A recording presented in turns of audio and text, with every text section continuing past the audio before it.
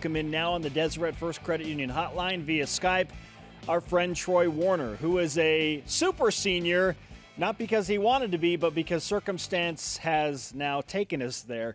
Troy, first and foremost, how are you feeling? Healthy, good, amidst the crazy pandemic? Yeah, definitely feel really good. My body feels better than, it ever has really since the injury. So feel really good and very hopeful for this season. Remind people of what happened. So it was 2017. We were playing East Carolina at their house, and I made a plant, and my foot just kind of gave out, popped, and I ended up tearing my Liz Frank. And boy, did I know! I didn't know what I was getting myself into. So, that was the beginning of it. I'm not a fan of Liz. I just want to make that known. Liz is not a friend on Facebook for me. Yeah. No, yeah, not at all. Troy Warner with us on BYU Sports Nation. I just mentioned this is essentially your second senior year after a very strange scenario. But how would you explain the last 12 months of your life? Yeah, so, it's difficult redshirting. It's difficult sitting back and not being able to contribute, in a way that you want to. But there's so much to be learned when you go throughout that process. A lot of patience that has to be, instilled, and this just watching from a different perspective. It takes a lot, and I had to learn how to be a leader, be a captain in a different way, and how to try to help my teammates to win football games and get better at their game. And it was a different. It was different for sure, but I learned a lot, and I'm kind of thankful for just that experience. It took a minute to get you back into games. You played the last 4. Luckily, there's this new redshirt rule. Otherwise, Troy, you would have had to sit out all year, right? But you at least got to play the last 4 games, which was good to have your veteran leadership in there. And BYU sustained some injuries. So what was that process like as you got back? And it took a while to recover. Yeah, so, gosh, it was like I started practicing probably a little over halfway through the season. And, that was good for me because I needed to really get back into the flow of things and, kind of get some conditioning under me. And I had been working out, but nothing really football wise. And so for me, just getting back to practicing was really important. And then I knew that I was going to be back playing the last 4 games. So just preparing myself mentally and physically was big for me. And, doing everything that I could to help my team also, I was doing. So that's kind of what went into play and for me getting back. BYU senior defensive back Troy Warner with us on BYU Sports Nation. Troy, what are you doing to stay ready and in shape? And I guess the moment you're called back ready to go for BYU football? Yeah, so right now I've been training every day of the week except for Sunday. I've been training with Pendleton Performance and then also HD Development with Rob Daniel. And those guys have been doing a really good job of keeping me in shape and, teaching me the new tidbits of the game and that I don't already know or that I don't know. And so those guys have been real helpful and keep me in shape and helping me get ready for this upcoming year because it's really, this is a really important one for me. So. Absolutely.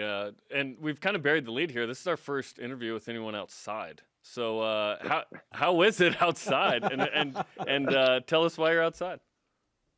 Yeah. So, I'm outside right now because, wifey's sleeping and she works the night shifts at the hospital. So I'm just giving her some rest, giving her some sleep. But what a good husband. Outside. Yeah. I try to be, but yeah. So, outside, it's not too bad. You go outside, you see a few people with some masks on and stuff. So, taking precautions, but it's good. It's been cold. It's almost a summer and it's still kind of cold, which is disappointing, but. Hey, you've been here 4 years. You know the drill, bro. We're going to go into May. It's going to snow on random day. You know how it is. You think I'm used to it by now, but, it's still catching me off guard a little bit. Is anyone around you right now outside, listening to you talk to yourself here? No? 0. Okay, if someone walks by, will you yell, hey, go Cougs, and, try and summon a response back? And if they don't, be like, hey, go Cougs.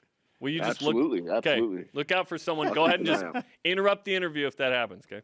Okay, I'll keep an eye out. All right, Troy, you are from the San Diego area originally, so no wonder you're spoiled. Understandable. The weather is not hitting home for you, but you are wearing a Utah Jazz beanie. Have you embraced the local professional basketball team since moving to Utah? Embraced it. I've couldn't embrace it anymore. And I like Utah. I like the different seasons, the cold weather, the snow. I like being here. It's not that I don't. But yeah, I would like it if it was hot. Can't deny that. Hey, we all would, right? Yeah. Speaking of cold, ESPN Football Power Index, they came out with their projections for the season, and they are cold. They project, 6-6 probably. Troy, why will BYU be better than 6-6 this year? Listen, at the end of the day, we don't listen to those cold takes and, what people say about the season. We worry about, what we can control. And that's, what we do when no one's watching and just preparing for the season in the right way. We've got all the guys, we got all the pieces, and we just got to put them together and put something special together. And I think that we're very capable. We all see this season as a huge opportunity for us to show, the nation that BYU football is more than capable of playing with those kind of teams. And for me, it's really exciting. Like I said, it's a huge opportunity. What kind of statement are you looking to make? Because I've heard some of your teammates say, we want a special season. So in your words, what would the statement special season look like?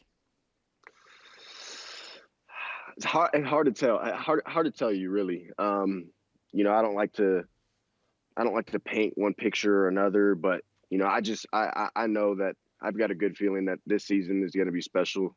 I've never wanted anything more than I want it now for this team and for individually as well. So I'm ready and willing to do anything that I can for the team and for myself as well to put together a really good season. Did you learn anything from your old roommate, Jake Toulson? Because he came back to BYU, and before the season, Yoli Child said, we're going to make it a special season. And we looked at each other, and we're like, oh, what would special be? And we kind of guessed that, but no doubt it was, right? So did you learn anything from men's basketball? Any principles that you think could apply to football this year? Yeah, I mean, those guys, they were a tight-knit group, and then just on top of that, they all believed that they could accomplish something special. I don't think I talked to one guy on that team that, had questions about what they were going to do that season. And so when everybody believes and your mindset, just matches what you're wanting to do, you can accomplish so much more. But when you kind of have these reservations and these things that just kind of sit with you that aren't sitting well, it affects not only yourself, but it affects the people around you. And so when you get everybody on that same mission, it makes things so much easier, and guys are willing to do anything to accomplish, something great. How has watching your brother Fred make his jump in the NFL and playing the Super Bowl driven you as a player?